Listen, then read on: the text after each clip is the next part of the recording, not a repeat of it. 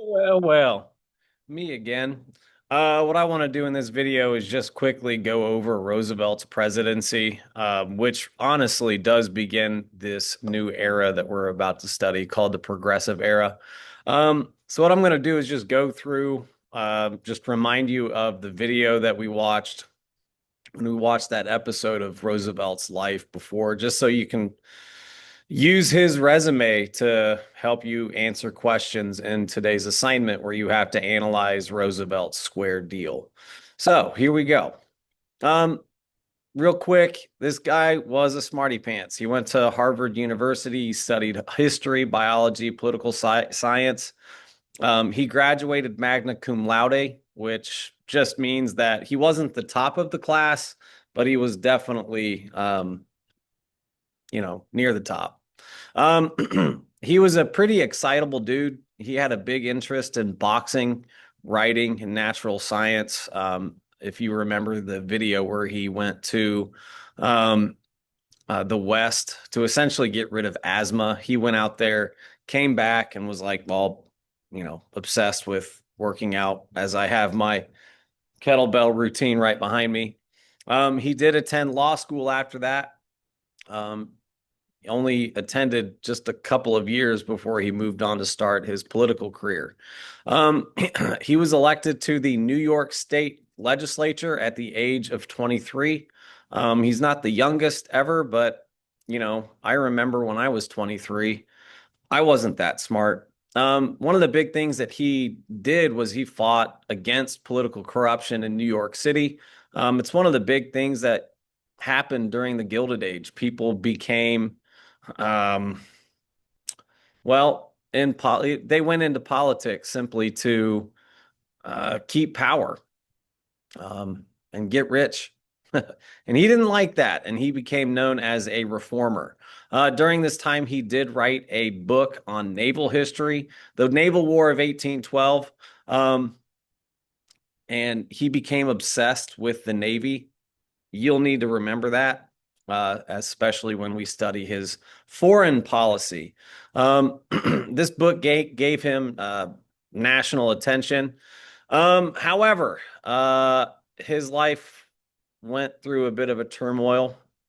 His wife and his mom died on the same day, and he went to his happy space in the United States, in the Badlands of North Dakota. He became a cowboy rancher and a staunch conservationist, learning firsthand about life on the frontier.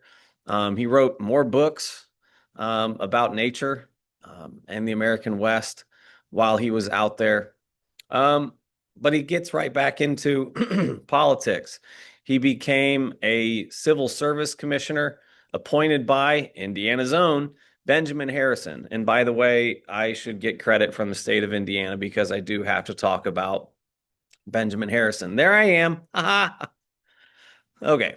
Either way, as a civil service commissioner, he fought again to end government handouts in that spoil system. He was then appointed New York City police commissioner.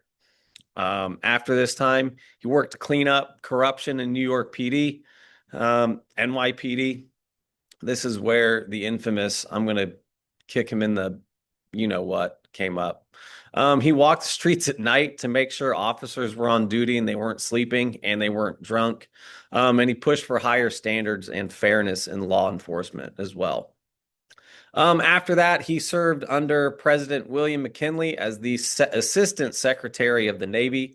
He modernized the U.S. Navy, pushing for, with industrialization, we also see the modernization of war as well.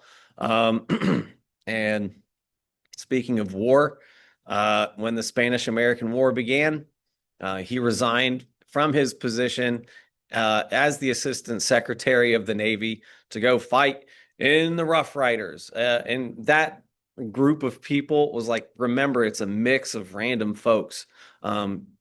He didn't care as long as you fought for him. He became a national hero, though, with his bold charge up San Juan Hill. And if you remember the video, he was insane. He got a lot of people killed.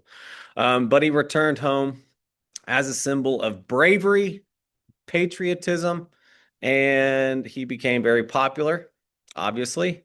He became governor of New York, and when I say become, he got voted in. People knew who he was. He's constantly making speeches. That's one of the reasons why I like him. Like, I mean, look at me now. I'm making a video of myself speaking, so you know, I like to speak too. After he returns from war, he gets elected and pushed for reforms in the state of New York, better working conditions, limits on corporate power, and environmental protection. And because he was so independent and he was so like reform minded, a lot of people within the Republican Party are like, dude, we got to get this dude out of here. Um, See ya. And the way that you do that is you nominate somebody to become vice president. If you're a vice president, you're essentially a nobody. You're just there to break ties in the Senate, essentially. Um, yeah. So as vice president, wasn't vice president for very long, because William McKinley was assassinated on September 14th, 1901. So I'm going to play this video about what Roosevelt stood for, especially when it comes to his square deal, which is what you guys are going to be analyzing today.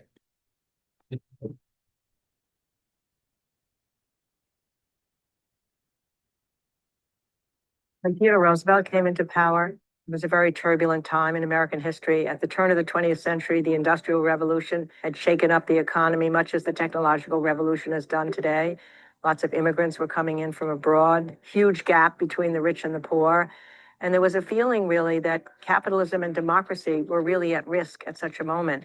There were violent strikes, there was bombing, a lot of foment and struggle between labor and capital. And why Theodore Roosevelt was the right person for that time is that he had a fighting spirit.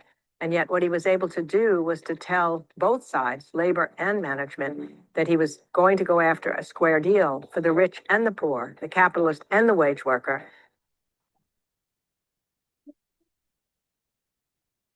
Doris Kearns Goodwin, one of my favorite historians to read. She's got a really good book on Lincoln.